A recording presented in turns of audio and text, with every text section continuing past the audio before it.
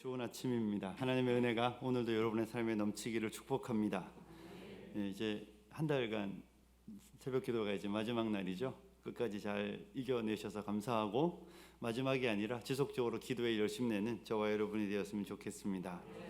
우리가 어저께 이 말씀을 살펴봤었는데요, 느헤미야의 삶에는 아무런 문제가 없었지만 그는 예루살렘의 형편과 그 성의 상황을 듣자 마음이 아팠고 늘 거기에 관심이 있었다는 이야기를 여러분과 나누었습니다. 사랑하는 교우 여러분, 이 땅을 살아가면서 절대 내 문제가 우리의 모든 인생의 문제로 생각하시면 안 됩니다.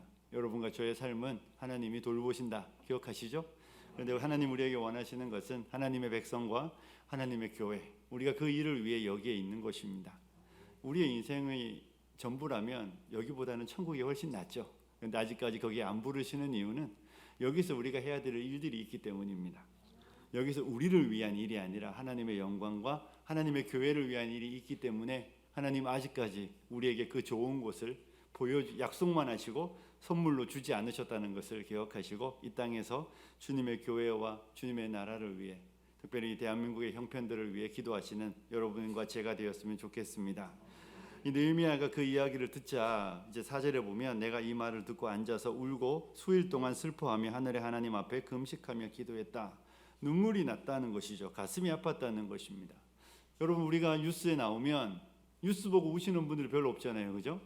뉴스 보고 운다는 이야기는 그게 나와 관계 있기 때문에 우는 거예요. 뉴스에 최근에 여러분 미얀마의 어떤 미얀마 군부와 관계 어려움들 속에서 미얀마 군부가 한 마을을 통째로 태웠다는 이야기 여러분 보셨죠? 그 뉴스를 만약에 우리가 볼 때는 그냥 좀 미친놈들 아니야 이렇게 표현을 써서 죄송하지만 여기가 우리가 할 수 있는 최대치예요. 그런데 만약에 내가 미얀마 현지인이고 한국에 나와 있는 사람인데 내가 살았던 마을이 거기라면 반응은 완전히 달라지겠죠.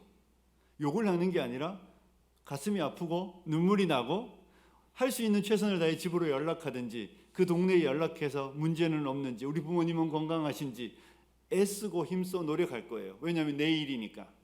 그래서 나와 관계 있는 일과 관계 없는 일에 대한 반응은 전혀 다릅니다.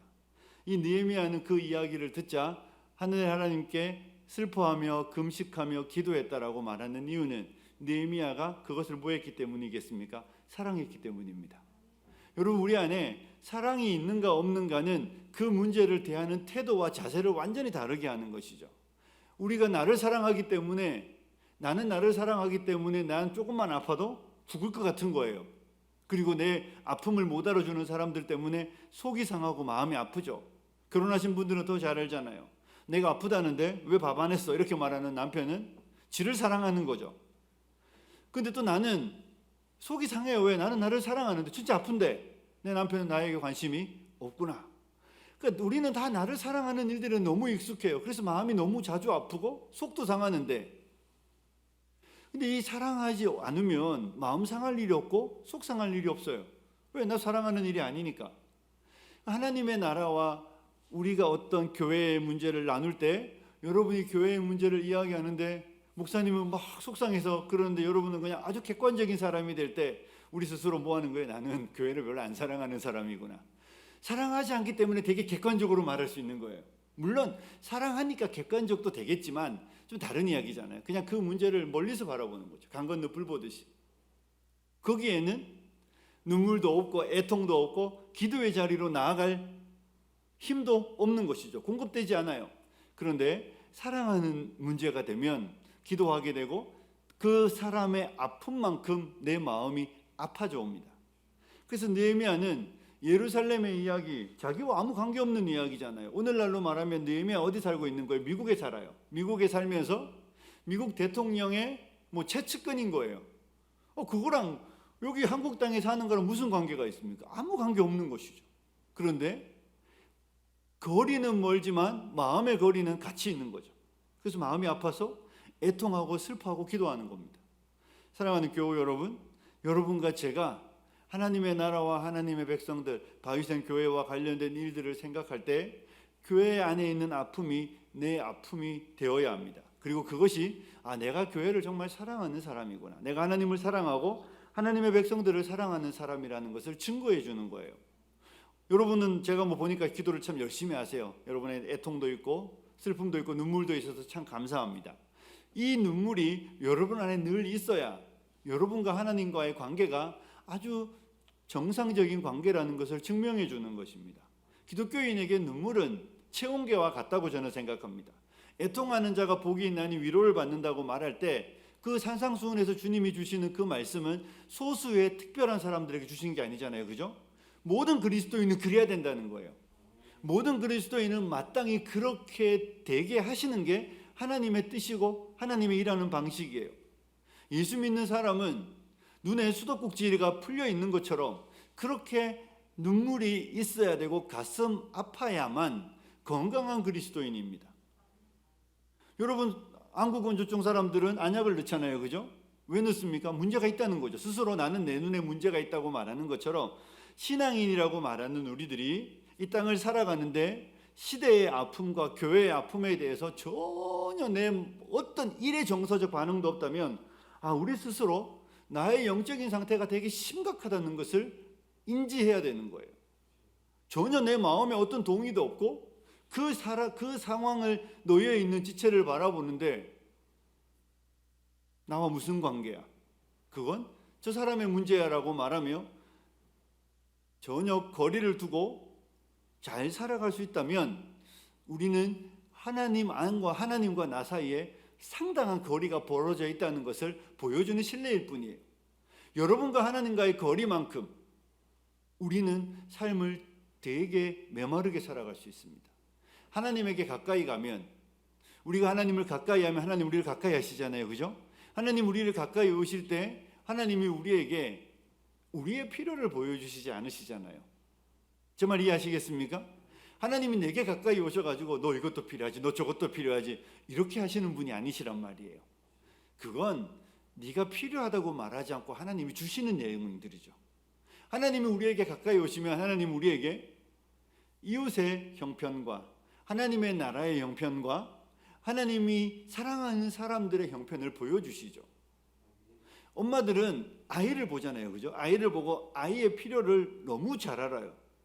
그리고 그걸 공급해 주는 것처럼 하나님은 하나님의 백성들에게 가까이 오셔서 그들을 감동하시면 우리가 우리의 필요에 집중하게 하시는 분이 아니라 우리 옆에 있는 형제와 우리 옆에 있는 자매와 우리 옆에 있는 지체들의 필요를 보여주시고 하나님은 나는 네가 할 수 있으면 하기를 원하고 할 수 없으면 같이 아파하기를 원하고 요즘 말로 하면 공감하는 것이죠.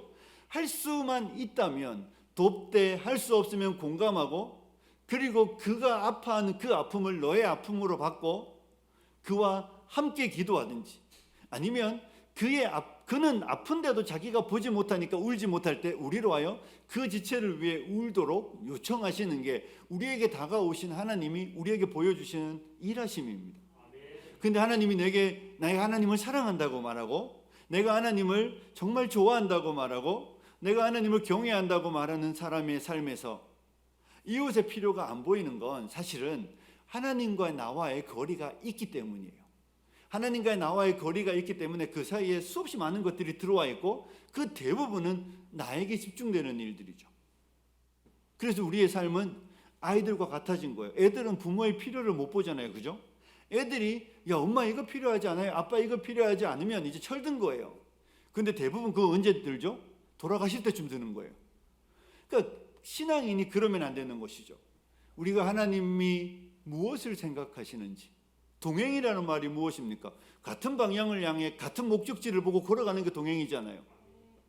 에녹이 하나님과 동행했다. 이런 이야기들은 그가 평생에 이 타락한 세상 속에서도 하나님이 보는 것을 보고 하나님이 가는 것을 향하여 갔다는 이야기예요. 하나님의 백성이라고 말했는데 하나님이 보는 방향을 보지 못하기 때문에 하나님이 하는 생각을 모르고 하나님이 느끼는 느낌들을 느끼지 못하는 것이죠. 그래서 이상한 일이 벌어지는 거죠. 무슨 일입니까? 하나님이 우시는 곳에서 웃게 되고 하나님이 웃는 곳에서 울게 되는 거예요. 이게 말이 안 되는 일들이 실상으로 성도들의 삶에 진짜 많이 나타나요. 우리는 가정에 어려움이 오고 경제적인 어려움이 와서 울 때 우리가 울잖아요. 그죠? 하나님이 되게 기뻐하시는 것이죠. 왜요? 이제 기도하는구나 이렇게 가는 거예요. 이제 기도하는구나. 왜? 그래서 하나님은 문제를 통하여 우리로 기도하게 하실 때 하나님은 기뻐하시고 즐거워하시는 것이죠. 근데 우리가 막 웃을 때, 사업도 잘 되고 뭐 다 잘 돼서 이거 완전 이제 망하기 시작하는 걸음에 갈 때 우리는 엄청 기뻐요. 하나님은 근심이 가득해지시죠. 왜? 어려울 때는 기도라도 했는데 이제 삶에 어려움이 없으니 주님을 떠나는, 아니면 아주 예의상 신앙생활을 하는 삶으로 가게 되니까, 그러니까 주님의 마음을 전혀 느끼지 못하는 것이죠. 그래서 여러분이 많이 웃을 때 목사님 되게 심각해져요. 여러분이 이제 뭐 할렐루야 이럴 때 목사님은 막 이제 통성기 철야기도 하시고 금식기도 하셔야 될지도 몰라요. 우리가 지극히 하나님과의 거리를 둔 상태에서 평안하다고 말할 때입니다. 근데 여러분과 하나님과의 거리가 좁아지고 여러분이 하나님이 보는 걸 보고 하나님이 느끼는 걸 느끼기 시작할 그때에는 여러분과 지체가 함께 아파하고 함께 기뻐하게 되는 것이죠. 그게 몸이 이루어지는 것입니다. 사랑하는 교회 여러분, 느헤미야는 울 수밖에 없었습니다. 왜냐하면 사랑하는 하나님의 백성들이 당하는 환난과 고난 때문이었습니다. 그가 거기를 사랑했기 때문에 그 형편을 들을 때에 잠잠히 있을 수 없었던 것이죠. 저와 여러분이 하나님께서 보시는 것을 바라보고, 저와 여러분이 이 시대를 바라보고 이 상황들을 바라볼 때 저는 저와 여러분의 눈에 눈물이 있었으면 좋겠습니다. 그래서 울지 못하는 자기를 보고 울 수 있는 게 은혜입니다. 여러분 나는 왜 눈물이 안 나지? 이런 생각하면서 기도의 자리에서 하나님, 왜 나는 눈물이 나지 않을까요? 왜 나는 마음이 상하지 않죠? 하나님, 왜 나는 내 문제에는 마음이 참 많이 상하는데 그 문제 외에 다른 어떤 것에도 왜 나는 마음 상하지 않고 눈물이 나지 않을까요? 물어보셔야 돼요. 하나님 앞에 머물며 하나님 앞에 물어보셔야 돼요. 여러분은 지금 그때가 기도해야 될 가장 중요한 순간입니다. 왜냐하면 그러지 않으면 우리의 삶이 자꾸 멀리 주님에게서 떨어져 가게 있는 것이죠. 더 멀어지는 것입니다. 눈물이 있으면 하나님은 우리에게 보여주시기 시작하시죠. 하나님의 마음도 알려주시고 하나님의 생각도 알려주시고 하나님의 뜻도 가르쳐 주십니다. 그래서 느헤미야가 하기 시작하는 게 뭐예요? 기도하기 시작하는 겁니다. 그래서 뭐라고 기도합니까? 5절에 보면 하늘의 하나님 여호와 크고 두려우신 하나님이여, 주를 사랑하고 주의 계명을 지키는 자에게 언약을 지키시며 긍휼을 베푸시는 주여 간구하나이다. 느헤미야의 기도가 시작되는데 부르는 것으로 시작됩니다. 하나님을 부르는 것이죠. 하나님에 대해서 아주 정확한 이해를 하고 있는 느헤미야를 우리는 만나게 됩니다. 하나님 어떤 분이십니까? 하늘의 하나님 여호와. 예루살렘 성에 갇혀 계신 분이 아니에요. 이스라엘 백성들이 출애굽하고 왜 금송아지를 만들었는지 아시죠? 모든 세대의 모든 사람들은 신이 있으면 반드시 신상이 있어야 정상인 거예요. 신전을 지으면, 신전을 크게 짓는 이유는 신전을 크게 짓고 신을 크게 만들기 위해서예요. 그리고 그 신전의 크기만큼 그 신의 능력이 있다고 믿기 때문인 것이죠. 그러니까 사람들은 늘 눈에 보이는 이 땅에 있는 그런 신들을 섬기는데 느헤미야가 뭐라고 말합니까? 하나님은 하늘에 계신 하나님이라고 말하는 것이죠. 하나님은 시간과 공간을 초월하여 계신 분이시다. 하나님은 사람이 아니시다. 그렇게 하나님을 알고 하나님 앞에 나아갑니다. 그리고 나서 뭐라고 말합니까? 크신 하나님이라고 말하죠. 여러분, 하나님 크시죠, 그죠? 여러분이 하나님을 이해하는 크기만큼 우리의 삶의 문제가 작아집니다. 무슨 말인지 이해합니까? 내가 하나님을 크게 느끼면 문제는 아무것도 아닌 거예요. 그런데 반대로 내가 하나님을 작게 생각하면 우리의 삶의 문제는 엄청 커집니다. 그러니까 여러분이 어떤 문제를 놓고 그 문제가 엄청 크다고 생각하고 내가 어찌할 바를 모르고 괴로워하고 있다는 것은 내가 하나님을 요만하게 생각하는 거예요. 여러분이 하나님을 그렇게밖에 생각하지 않기 때문에 그런 문제를 이렇게 크게 생각하는 것입니다. 맞지 않습니까? 내일 학교에서 선생님이 아이들 키우면, 야, 너 내일 학교에서 일이 있으니까 5만 원만 들고 와, 이렇게 말했다고 치세요. 그런데 애가 막 밤잠을 못 자고 어찌할 바를 모르며 아이 생각에는 우리 엄마가 5만 원도 없을 것 같은 거지. 그러면 그 다음날 아침에 깨서 야, 너 왜 잠도 못 자고 그랬니? 이렇게 물을 때 아이가 만약에 선생님이 5만 원 가져오라고 그랬는데 나는 아무리 생각해도 5만 원이 없고 엄마도 없을 것 같아. 이러면 여러분 어떻게 생각하십니까? 속이 뒤집어지지 않겠어요? 요 수준이 하나님을 요만하게 생각하는 사람들이 삶을 살아가는 방식이란 말이에요. 조지 뮬러는 일평생 5만 번 기도 응답을 받았다고 말하는데 그가 5만 번 기도 응답을 받을 수 있었던 이유가 뭐겠습니까? 하나님을 크게 생각했기 때문입니다. 하나님이 크다는 걸 믿었기 때문에 그 크신 하나님은 그의 삶의 모든 문제와 필요들에서 완벽하게 공급하실 수 있는 분이셨고 공급하셨던 분이셨죠. 그는 하나님이 크다는 걸 믿었고 그 하나님을 의지하며 살았기 때문입니다. 사랑하는 교우 여러분, 여러분의 삶에 문제를 크게 보실 때마다 여러분에게 물으셔야 합니다.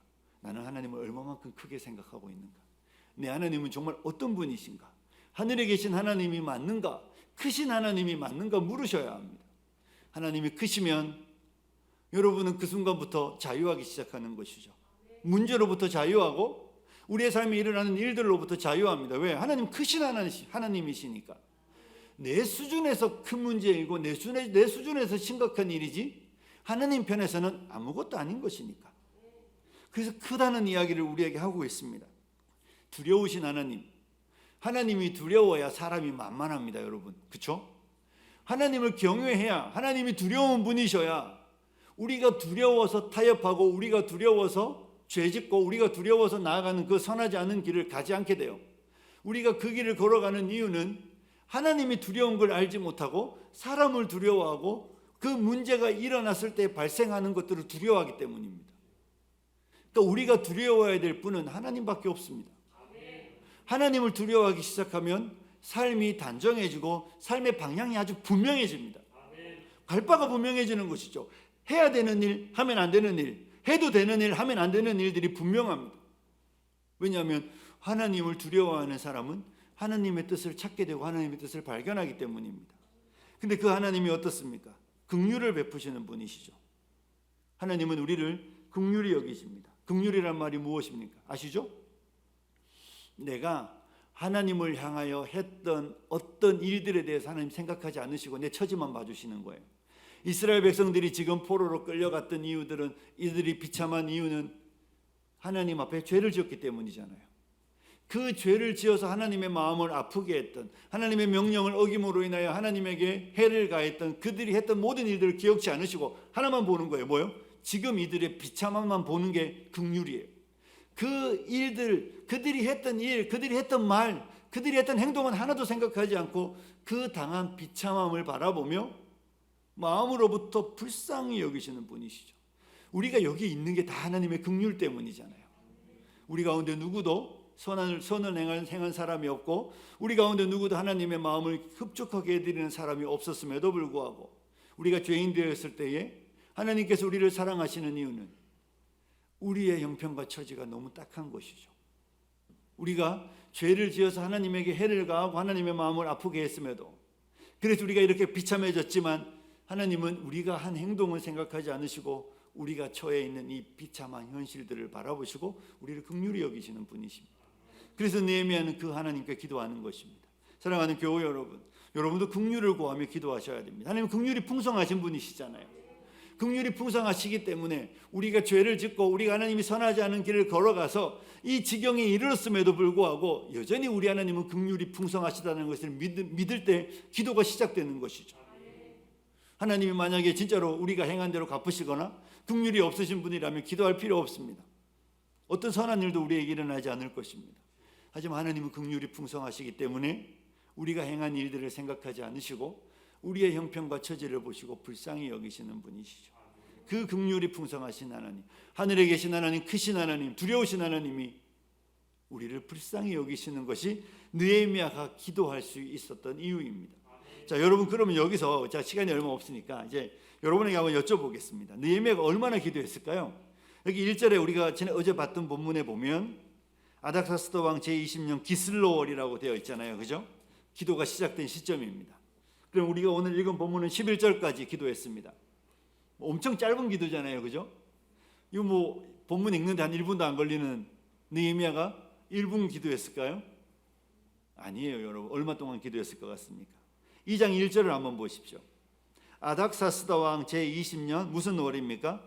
니산월. 처음에 언제 기도했죠? 기슬로월. 기슬로월에서 니산월까지는 4개월입니다. 4개월. 우리로 말하면 1월에 시작된 기도가 5월에 응답되는 거예요. 그러니까 느헤미야가 뭐 하나님 앞에 잠깐 마음이 너무 아파서 그 영상을 보고 나서 막 너무 마음이 아프니까 한번 기도하고 끝나는 이야기가 아니라 그 이야기를 듣자 느헤미야는 기도를 시작했고 하나님이 그 문제를 해결해 주시기까지 느헤미야는 쉬지 않고 지난 4개월의 시간을 계속해서 기도했다는 것입니다. 이것이 기도를 할 때 저와 여러분이 꼭 기억해야 되는 사실입니다. 오늘 우리는 인스턴트 시대잖아요, 그죠? 너무 편하고 너무 간단하죠.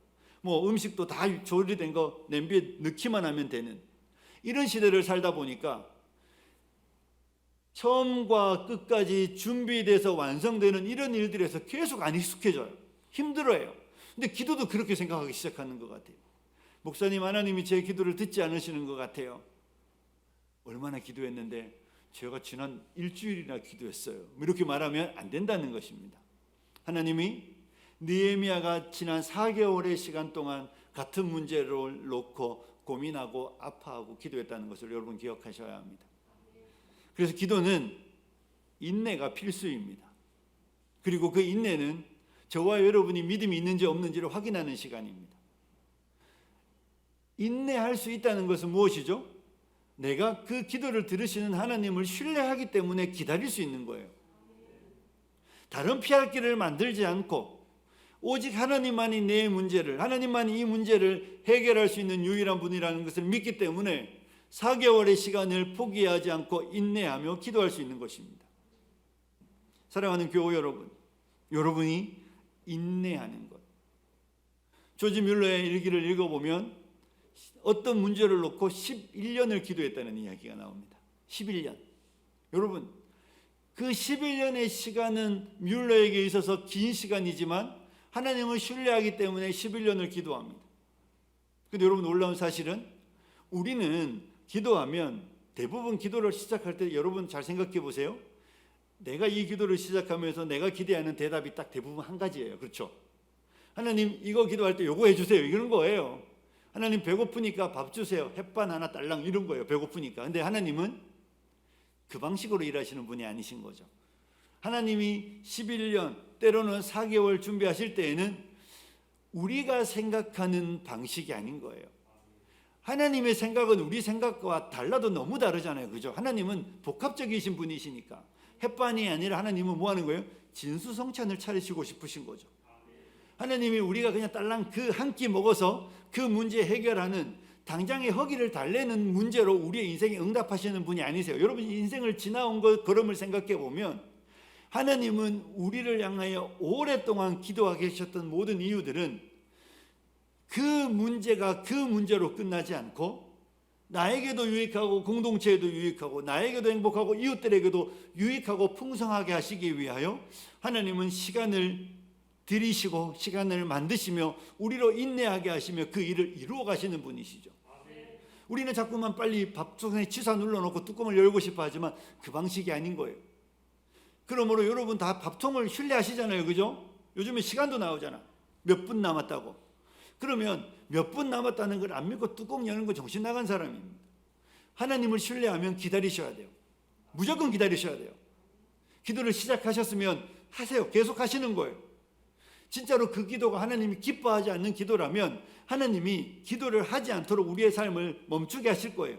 그런데 그렇지 않다면, 그리고 그 일이 반드시 일어나야 되는 일이라면, 그것이 하나님 나의 유익이 아니라 하나님의 나라와 영광을 위해 꼭 필요한 일이라면 시작하셨습니까? 멈추지 마십시오. 느헤미야에게는 4개월이었다면 우리에게는 때로는 1년일 수도 있고 2년일 수도 있고 10년일 수도 있습니다.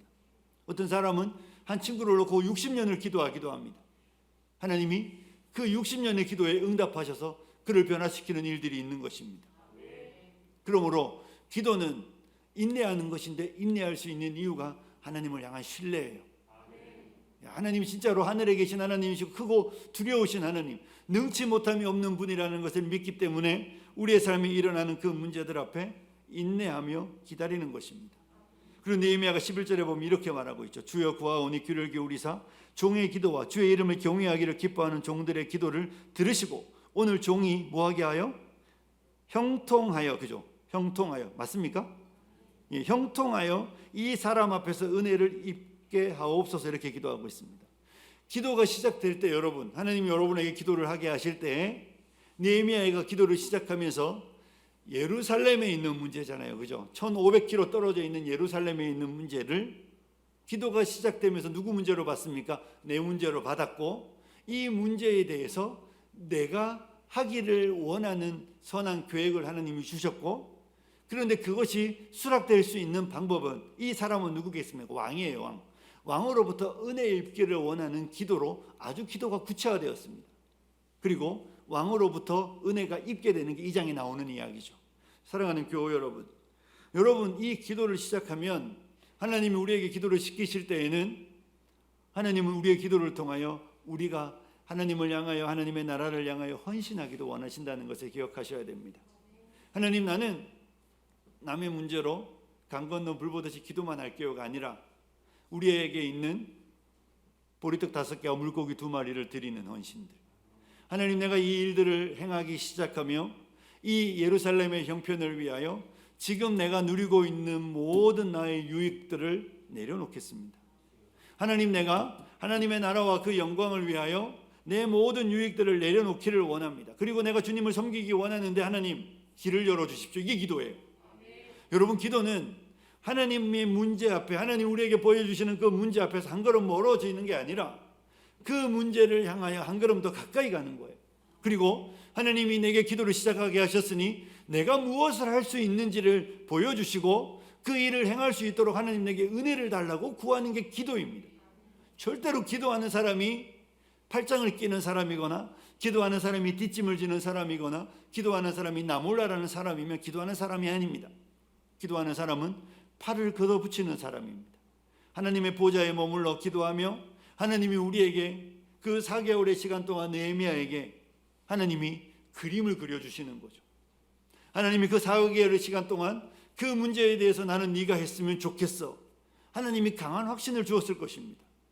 그리고 그 강한 확신은 느헤미야로 하여 내가 지금 누리고 있는 모든 편안하고 내가 지금 누리고 있는 모든 혜택들을 내려놓고 내 남은 인생을 얼마가 될지 모르지만 하나님의 백성과 하나님의 영광을 위하여 살아가겠습니다. 하나님, 길은 하나님이 여셔야 합니다. 이런 거예요. 그러니까 여러분, 기도를 시작하시면 이제 팔을 걷어붙이고 일할 마음이 여러분과 제 안에 생겨야 되는 거예요. 그리고 하나님께서 어떻게 그 일을 하게 하실지를 기대하며 그 일에 참여하셔야 되는 것이죠. 그렇게 된다고 생각하면 그 공동체가 얼마나 풍성해지겠습니까? 그렇게 될 때 그 공동체가 얼마나 아름다워지겠습니까? 교회가 더러운 이유는 아무도 청소하지 않기 때문이잖아요, 그죠? 교회가 깨끗한 이유는 모든 사람이 청소하기 때문입니다. 하나님께서 우리를 하여금 그 일에 참여시키시는 거예요. 그렇게 느헤미야는 기도했고, 그가 이 본문을 읽어가면 12년의 시간인가요? 그는 예루살렘에 돌아가서 그의 인생에 아주 많은 시간을 이스라엘 백성들과 성을 위하여 수고하고 헌신하는 것으로 그의 삶을 드리는 것을 우리는 성경을 통해 보게 됩니다. 사랑하는 교우 여러분, 편하게 사시려면 기도하시면 안 됩니다. 이해되시죠? 여러분의 인생을 편안하게 살고 싶으면 기도하시지 마십시오. 하지만 보람되게 살거나 의미 있게 살거나 무엇인가를 하나님 앞에 서서 결산하는 날, 그날을 생각한다면 여러분은 기도하셔야 합니다. 그리고 하나님이 여러분에게 주시는 그 감동들을 따라서 신실하게 감당하셔야 합니다. 편하게 사시려면 교회는 자주 오시면 안 됩니다. 주일에 한 번만 오셨다가 목사님의 설교를 귀 기울여 들으시면 안 돼요. 귀 기울여 듣는 건 아주 여러분의 인생을 피곤하게 하니까 대충 들으시고 대충 주무시다 가시면 됩니다. 제가 지난 주일에도 저희 성도들에게 그런 이야기를 했습니다. 저는 여러분에게 좋은 목사가 되고 싶지는 않다고. 좋은 목사 아시죠? 그죠? 좋은 이야기 하는 목사가 좋은 목사예요. 저는 여러분에게 좋은 목사는 되고 싶지 않습니다. 왜냐하면 하나님 앞에서 제가 결산해야 되잖아요. 제가 이 성경의 말씀을 잘 드러냈는데 여러분이 안 한 건 다 여러분의 책임이잖아요. 근데 목사가 좋은 말로 좋은 목사라는 이야기를 듣고 싶어서 하나님의 말씀에 좋은 부분만 골라서 여기 좋은 이야기는 듣고 싶은 이야기, 안 부담스러운 이야기만 하면 저는 하나님 앞에서 제 인생의 모든 걸 결산해야 되는 거예요. 목회의 시간만큼 너 뭐 하다 왔냐고. 너는 사람들을 어떻게 가르쳤길래 니네 성도는 저 모양이냐고. 제 책임이잖아요. 저는 좋은 목사 되고 싶지는 않습니다. 좋은 목사는 되고 싶지 않고 성도들이 저 때문에 되게 부담스러웠으면 좋겠어요. 한 목사님도 되게 부담을 안 주시죠? 주실 거예요 아마. 되게 부담을 주는 이유는 그게 여러분의 영혼에 유익하기 때문이고 그게 여러분의 삶에 진정한 의미 있는 삶을 살아갈 수 있기 때문입니다. 말씀을 정리하면서 젊은 친구들이 많은데 우리 청년 여러분, 취업도 어렵다는 거 알고 있습니다. 여러분의 인생에 하루하루가 숨이 턱턱 막히는 어려움이라는 거 알고 있습니다. 견디고 버티는 것이 여러분의 인생의 최대의 숙제가 아닙니다. 여러분, 하나님은 여러분들을 향하여 기대하시는 게 있잖아요. 그죠? 기대하기 때문에 살아있는 거예요. 그러면 하나님의 기대가 무엇인지를 생각하고 그 일을 위해 여러분의 삶을 들이시기로 다짐하고, 하나님, 내가 이 시대 젊은이들이 꿈꾸는, 이 시대 젊은이들이 생각하는 그 얄팍한 편안하고 안락한 삶에 내 인생의 뜻을 두지 않겠다고 뜻을 정하고, 느헤미야처럼 하나님의 나라와 하나님의 영광을 위하여 하나님 내 삶을 드리기로 여러분이 자원하면 여러분은 보게 될 것입니다. 무엇을 봅니까? 우리 하나님의 일하심을 보기 시작합니다. 주님은 그때 일하시는 거예요. 아니 뭐 마음에 동기도 없는 사람들을 통하여 뭔 일을 하겠습니까? 아니 마음에 계획도 없는 사람들에게 돈을 주면 낭비잖아요. 낭비. 아니 그 돈이 거기에 흘러갈 게 아니거든. 그런데 하나님의 나라에 마음도 없는 사람에게 돈이 흘러가니까 자꾸 뭘로 갑니까? 뭐 집 사고 차 사고 쌓아두고 편안하게 해외여행 다니는 것으로 흘러가는 것이죠. 그렇게 주신 돈이 아닌 거예요. 하나님이 나를 통하여 이 땅을 섬기고, 하나님이 나를 통하여 지체를 섬기고, 하나님이 나를 통하여 이루시고 싶어하는 그 일들을 이루시기 원하시기 위하여 하나님 우리를 감동하시는 거예요. 그러니까 여러분에게 먼저 필요한 건, 저와 여러분에게 먼저 필요한 건 하나님의 나라와 영광을 향한 꿈을 꾸는 거예요. 하나님, 내가 하나님의 나라와 영광을 위하여 일하고 싶고 사용되고 싶고 하나님이 나를 정말 사용해 주셨으면 좋겠다는 그 꿈, 그리고 무너져버린 교회와 무너져버린 지체들과 무너져버린 이 시대를 바라보고 아파하기 시작할 때 하나님이 여러분에게 환상과 하나님이 기대하는 일들이 무엇인지를 보여주실 것입니다. 그리고 하나님은 여러분에게 반드시 길을 여실 것입니다. 보이지 않는 곳에 길을 여시는 분이시잖아요. 하나님은 길이 없는 곳에 길을 만드시는 분이시니까 사람들이 다 이렇게 말할 거예요. 야, 그거 안 돼. 너는 안 돼. 너는 할 수 없어. 너의 삶에 그런 길이 안 열릴 거야. 사람이 하는 이야기죠. 하나님이 왕을 감동시켜 느헤미야를 이스라엘 땅으로 인도하는 것처럼 하나님께서 여러분의 삶 속에, 저의 삶 속에 보이지 않는 곳에 길을 여실 것이고, 하나님은 사람들이 다 불가능하다고 하는 그 일을 아무것도 아닌 것처럼 우리의 삶에 이루어 주실 것입니다. 왜냐하면 우리가 필요하기 때문입니다. 이 바위생 교회가 필요하기 때문에 세우셨잖아요.